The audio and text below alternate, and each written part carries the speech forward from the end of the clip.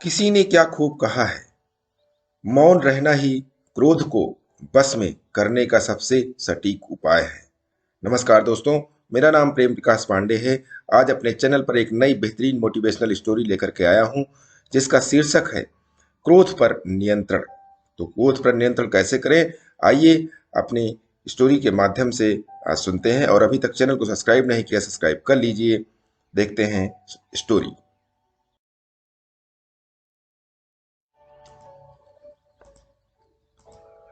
एक धनिक का बोधि कुमार नामक एक पुत्र था।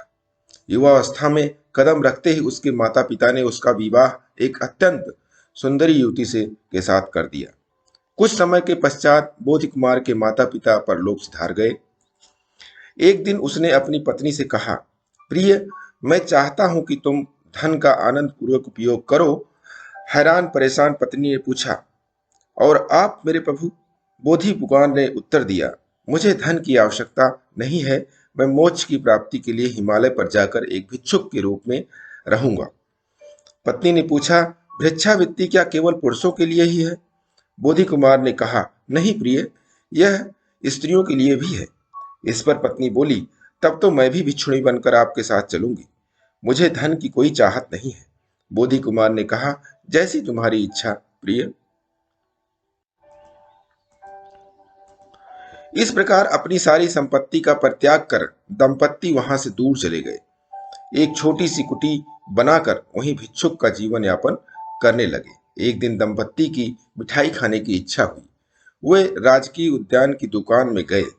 काशी का राजा भी अपने सेवकों के साथ उसी समय उद्यान में मनोरंजन हेतु आया हुआ था।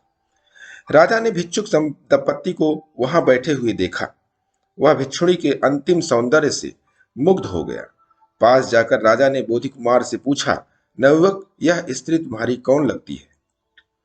बोधि कुमार ने उत्तर दिया, महाराज, इससे मेरा कोई संबंध नहीं है। हम दोनों भिक्षुक हैं। हाँ, जब हम गृहस्थ थे तब यह मेरी पत्नी थी। राजा ने मन ही मन सोचा, इसका अर्थ यह है कि उसकी कोई नहीं लगती है। राजा ने बोधि कुमार से कहा, यदि कोई बलपूर्वक तुम्हारी इस सुंदर पत्नी को तुमसे दूर ले जाएगा तो तुम क्या करोगे? बोधि कुमार ने उत्तर दिया, यदि कोई बलपूर्वक मेरी पत्नी को दूर ले जाएगा, इस कारण मैं अपने भीतर क्रोध की उठती ज्वाला को महसूस करूंगा, तो मैं उसे ठीक उसी प्रकार दबा दूंगा जैसे तेज बारिश धूल कण को दबा देती है। राजा ने बोधि कुमार की बातों पर कोई ध्यान नहीं दिया। भिक्षुणी की सुंदरता से मुग्ध राजा ने अपने सेवकों को आज्ञा दी, इस भिक्षुणी को मेरे महल ले जाओ। राजा की आज्ञा का पालन हुआ। रोती हुई भिक्षुणी को राजसेवक खींचता हुआ महल ले गया। भिक्षुणी ने राजा के व्यवहार की बहुत भर्त्सना की। राजा ने भरसक प्रयास किया कि वह भिक्षुणी का मन बदल सके, पर सफल न हो सका। क्रुद्ध राजा ने भिक्षुणी को बंदी गृह में डाल दिया और फिर सोचने लगा, यह भिक्षुणी मुझसे विवाह करने के लिए तैयार नहीं है और इसे बलपूर्वक लाने पर भी भिक्षुक ने क्रोध नहीं जताया। मुझे स्वयं ही उद्यान में जाकर देखना चाहिए कि भिक्षुक क्या कर रहा है। राजा चुपचाप उद्यान में पहुंचा। वहां बोधि कुमार शांतिपूर्वक बैठकर अपना वस्त्र सिल रहा था। राजा घोड़े से उतरकर उसके पास गया। बोधि कुमार ने राजा की ओर कोई ध्यान नहीं दिया और अपने काम में तल्लीन रहा। राजा ने सोचा कि भिक्षुक क्रोधवश उससे बात नहीं कर रहा है। बोधि कुमार ने राजा के मनोभावों को समझकर राजा से कहा, मुझे क्रोध आया था, पर उसे मैंने स्वयं पर हावी नहीं होने दूंगा। जैसे बारिश धूल को दबा देती है, उसी प्रकार मैंने क्रोध को दबा दिया है।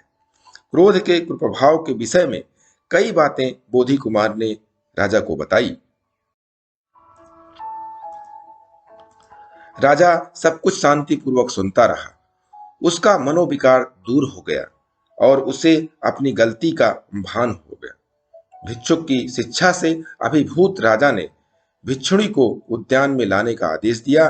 भिक्षुक दंपत्ति के साथ समक्ष अपने घुटनों पर बैठकर हाथ जोड़कर उसने क्षमा याचना करी और कहा, हे श्रद्धेय सन्यासी, आप दोनों इस उद्यान में प्रसन्नता पूर्वक रहते हुए भिक्षावृत्ति का पालन करें। मैं आप लोगों की रक्षा करूंगा। ऐसा कहकर भिक्षुक दंपत्ति को नमन कर राजा अपने महल चला गया। भिक्षुक दंपत्ति आराम से वहां रहने लगे।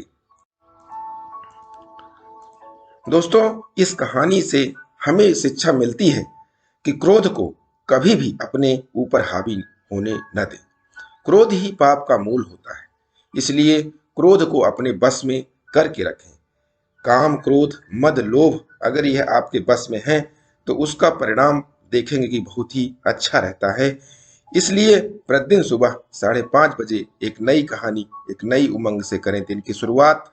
और तब तक के लिए छोटों से मिले प्यार और बड़ों से मिले आशीर्वाद और भगवान के सहारे के साथ यही कहूंगा कि काम तो सभी करते हैं, पर काम करो कुछ ऐसा कि उदाहरण बन जाए। ये स्टोरी आपको अच्छी लगी तो लाइक कीजिए, शेयर कीजिए, अपने इष्ट मित्रों में भी कमेंट्स कीजिए, और चैनल को अभी तक सब्सक्राइब नहीं किया है तो सब्सक्राइब कर लीजिए। और नई नई मोटिवेशनल स्टोरी पाने के लिए प्रेस बेल आइकन।